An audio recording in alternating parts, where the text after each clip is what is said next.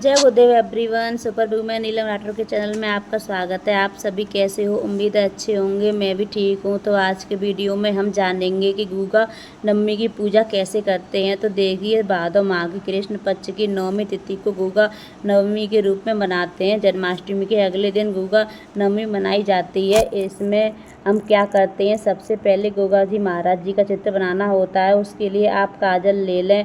आप चाहे स्टिक वाला या डिब्बी वाला भी काजल ले सकते हैं। और फिर यहाँ पर गोगा जी महाराज जी का चित्र बनाएंगे। देखिए, गोगा जी जो पूजा है वो आप मंदिर में भी कर सकते हैं, आप चाहें तो अपने रसोई घर में भी कर सकते हैं। रसोई घर में गोगा जी का चित्र बना लूँगी।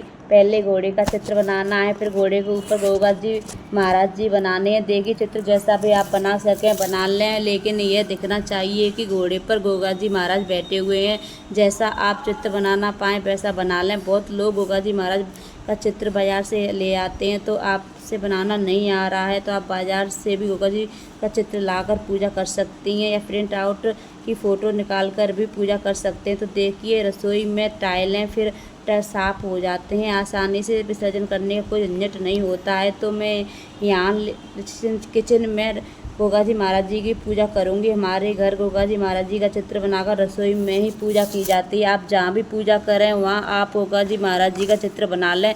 सुबह के समय गोगा जी महाराज जी की पूजा की जाती है। देखिए, यहाँ पर हमने घोड़ा बना लिया। घोड़े के ऊपर बैठे गोगा जी महाराज जी हमें बनाने हैं। उसके लिए एक क्रॉस बनाकर गोगा जी महाराज जी का ताज की तरह मुख बना देंगे और हाथ में झंडी जरूर बनानी है। आप चाहें तो नाग नागिन बना सकती हैं, या नहीं बना पाएँ तो भाव रूप से उनकी पूजा कर सकती हैं। तो सुबह स्नान करके हम पूजा करेंगे।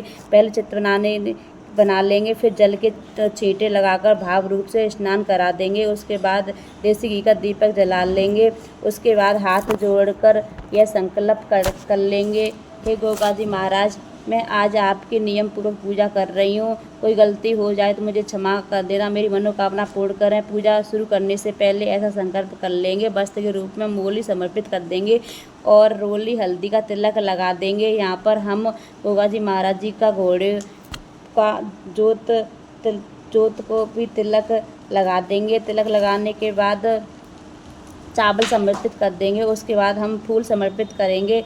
आपने लाल पीले जैसे फूल लिए हैं, फूल समर्पित कर देंगे। अगर नहीं है तो बिना फूल के भी पूजा कर सकती हैं। इसके बाद देखिए, बहुत ही ज़रूरी है राखी चढ़ाना। जो रक्षाबंधन पे राखी बंधी है वो राखी गोगा नवमी पर गोगा जी महाराज जी को चढ़ाई जाती है। पूजा में ये सारी राखियाँ चढ़ा दें। उसके बाद भोग चढ़ाना है। तो देखिए, हमारे यहाँ पर अठावरी बनाई जाती है। एक बड़ी रोटी बनती है, पराठा टाइप में रोटी बनती है, और 8 छोटी छोटी पराठे बनते हैं। उनके ऊपर गुड़ रखते हैं, अठावरी चढ़ाते हैं। किसी के यहाँ पर पूड़ी हलवा खीर जो भी बनाया जाता है आप वो चढ़ा सकते हैं। अगर आपने कुछ नहीं बनाया तो मिठाई का भोग भी लगा सकते हैं। इसके चुंगे के लिए अनाज रखना है तो आप कोई भी अनाज ले सकते हैं। मैंने गेहूँ रख दी है। फिर हम जल समर्पित करेंगे। उसके बाद हम दक्षिणा समर्पित करेंगे। इस तरह सारी चीज़ें समर्पित करने के बाद हम आरती करेंगे। इस तरह आरती उतार कर हाथ जोड़ लेंगे। पूजा में रही कमियों की क्षमा याचना करेंगे। अपनी कामनाओं को पूर्ण करने के लिए कामना करेंगे और फिर अपने सीधे हाथ में जल लेंगे। जल को 2 बार इस तरह से बांट देंगे, फिर हाथ जोड़ लेंगे। इस तरह से पूजा पूर्ण हो जाएगी। सुबह सुबह पूजा कर लेंगे। पूजा करने के बाद जो जल का लोटा है यह हम सूर्य देवता को अर्घ्य दे देंगे। और देखिए, हमने जितनी भी चीज़ें हमने चढ़ाई हैं गोगा जी महाराज जी को, ये सारी चीज़ें गोगा जी महाराज जी के मंदिर में लेके जाना होता है। तो आपके पास में गोगा जी महाराज जी का मंदिर हो तो वहाँ पर आप ये भिजवा दें, या आप भी चढ़ाकर आ सकते हैं। अगर आपके आसपास गोगा जी महाराज जी का मंदिर नहीं है तो वो आपके आसपास जो भी मंदिर है वहाँ पर आप चढ़ा के आ सकते हैं। जितनी भी राखियाँ हैं ये गोगा जी महाराज जी के मंदिर में ही चढ़ानी जाती हैं। अगर गोगा जी महाराज जी का मंदिर नहीं है तो जो भी मंदिर है वहाँ पर आप राखियाँ चढ़ा सकते हैं। उसके बाद जितनी भी भोग प्रसाद है उसे हम किसी भी गरीब को दे दें। जो आपने चित्र बनाया है, एक दिन बाद हम इस चित्र को साफ कर देंगे। अगर किसी के यहाँ 1 साल तक चित्र बना रखा जाता है तो आपके यहाँ जैसे मान्यता हो वैसे कर सकते हैं। तो फ्रेंड्स, इस तरीके से गुगा नवमी या गोगा जी महाराज की पूजन किया जाता है। गुगा नवमी का यह बहुत ही सरल पूजन विधि है।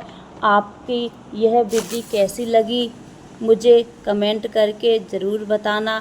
अगर ये वीडियो आपको पसंद आया हो तो आपके लिए थोड़ा भी यूज़फुल रहा हो तो प्लीज़ वीडियो को लाइक कर देना और चैनल को सब्सक्राइब कर देना। बोलिए गोगा जी महाराज की जय। जय हो गोगा जी महाराज की जय हो।